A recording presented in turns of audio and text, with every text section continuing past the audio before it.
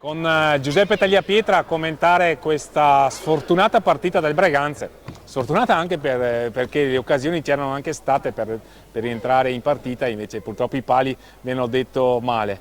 E io voglio commentare con te, al di là della partita, proprio la tua stagione sin qui, Giuseppe, come sta andando? Beh, la stagione sta andando molto bene, soprattutto sopra le aspettative che avevo inizialmente, però comunque siamo un gruppo molto forte, molto unito e siamo anche e soprattutto tanto legati al nostro allenatore e questa penso che sia la forza che ci unisce tutti e ci fa andare avanti partita dopo partita e non ci fa arrendere mai.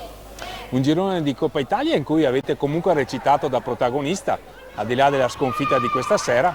Quali sono le prospettive nel prosieguo? Beh, le prospettive sono quelle di fare sempre meglio, di imparare da questa sconfitta, come ci ha detto Gabriele a fine partita, e dobbiamo riuscire a migliorarci su tutti i nostri errori che abbiamo fatto, riguardandoli, perché facendo così riusciremo ad ambire più in alto prossimamente e comunque siamo molto contenti di quello che stiamo facendo fino ad adesso.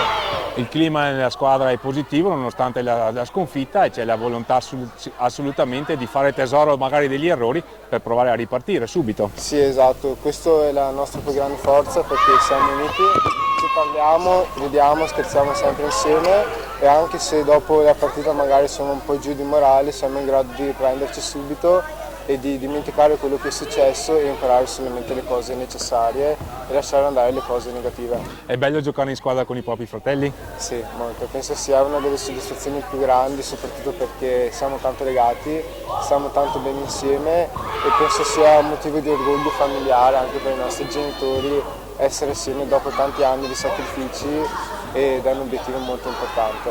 E allora buona continuazione a Giuseppe e a tutti i fratelli Tagliapietra. Grazie mille.